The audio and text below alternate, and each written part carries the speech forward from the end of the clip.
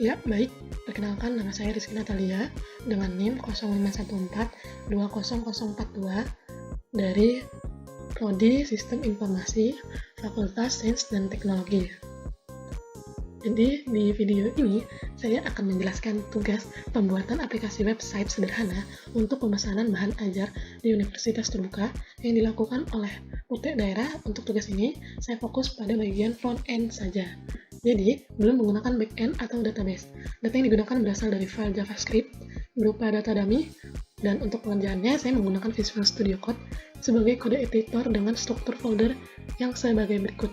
Di sini ada sita praktik, lalu ada aset yang untuk logo, ada CSS, lalu di dalam CSS ada style.css, ada JS, di dalam JS ada data.js dan script.js, lalu ada dashboard.html, index.html, stock.html, dan tracking HTML. Jadi, dalam satu folder utama yaitu sita praktek, semua file HTML ada di root, lalu CSS saya pisahkan di folder CSS, JavaScript di folder JS, dan aset digunakan untuk menyimpan gambar atau file pendukung lainnya. Selanjutnya, website ini terdiri dari 4 halaman utama.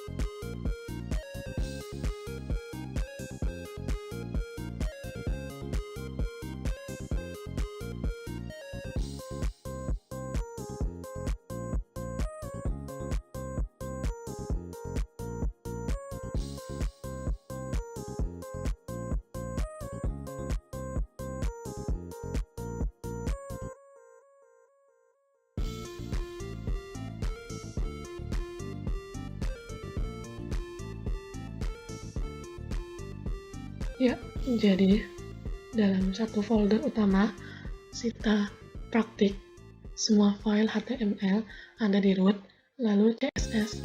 Saya pisahkan ke folder CSS, JavaScript di folder JS, dan aset digunakan untuk menyimpan gambar atau file pendukung lainnya. Selanjutnya, website ini terdiri dari 4 halaman utama. Yang pertama, ada halaman login, yaitu indeks HTML. Di halaman ini ada email dan password, lalu tombol login. Jika data yang dimasukkan salah, akan muncul alert yang memberitahukan bahwa email atau password tidak sesuai. Selain itu, juga ada fitur lupa password dan daftar dalam bentuk model pop-up. Yang kedua, ada halaman dashboard HTML. Halaman ini menjadi menu navigasi ke beberapa fitur seperti informasi bahan ajar, tracking, pengiriman, lapor, dan histori transaksi. Di halaman ini juga terdapat fitur greeting yang menyesuaikan waktu lokal seperti pagi, siang, atau sore. Yang ketiga, ada halaman tracking pengiriman atau tracking HTML. Di sini memasukkan nomor delivery order, lalu menekan tombol cari. Setelah itu akan muncul informasi seperti nama, mahasiswa, status pengiriman, data ekspedisi, tanggal kirim, jenis paket, serta total pembayaran. Status pengiriman juga ditampilkan secara visual menggunakan progress bar atau tampilan lain sesuai kreativitas. Dan yang terakhir adalah halaman informasi stok bahan ajar. Halaman ini menampilkan data stok secara dinamis yang diambil dari file data JS dan juga dilengkapi fitur untuk menambahkan data stok baru menggunakan JavaScript. Dalam pengerjaan tugas ini, saya memperhatikan beberapa aspek penilaian seperti struktur data yang semantik, desain, penggunaan JavaScript untuk interaktivitas, form dan alert, modularitas, serta kreativitas dalam tampilan dan fitur tambahan. Ya, di akhir video ini juga saya akan menjelaskan secara singkat.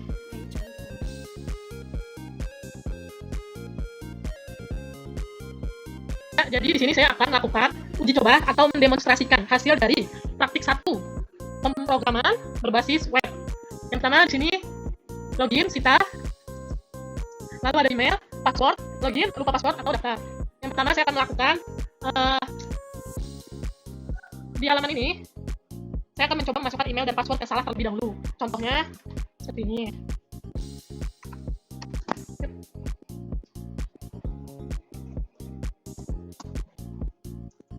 Passwordnya login. Nah, di sini tertulis email atau password yang Anda masuk salah. Nah, di sini ketika masuk dengan akun yang salah, maka muncul notifikasi seperti berikut. Lalu, selanjutnya, saya akan mencoba login menggunakan akun yang benar, yaitu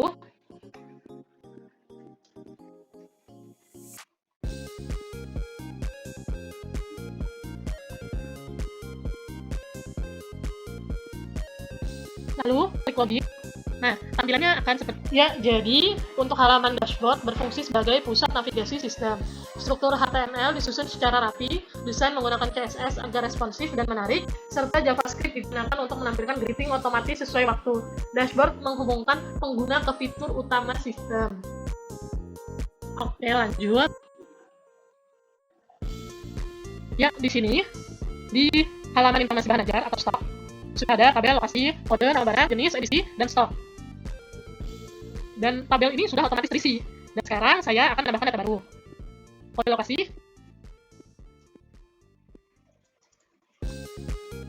kode barangnya,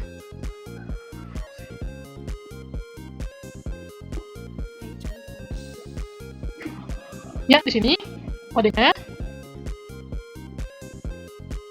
nama buku, nama barangnya.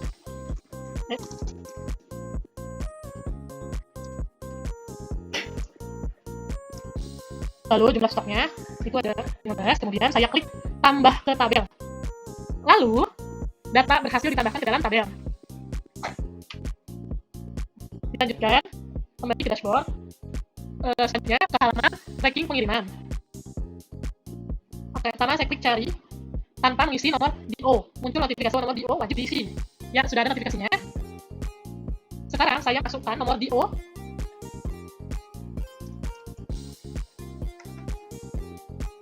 Nah, setelah cari, di sini akan muncul nama mahasiswa UT, status dalam pengiriman, ekspedisi, Jidanti Express, tanggal kirim, jenis, dan total.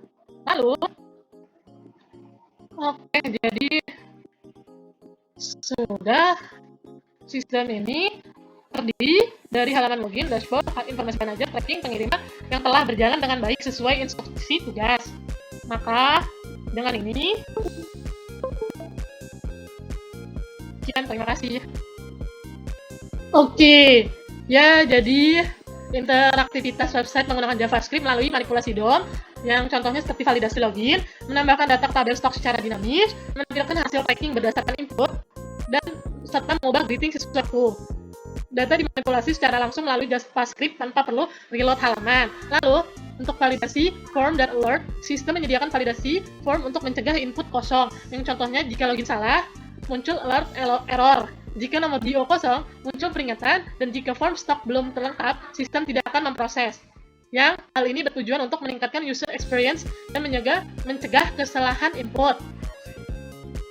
Jadi, dengan demikian, sistem yang dibuat telah memenuhi kriteria penilaian yang mencakup struktur HTML, desain CSS, manipulasi DOM, menggunakan JavaScript, validasi form, modularitas file, serta kreativitas tambahan. Sekian, terima kasih.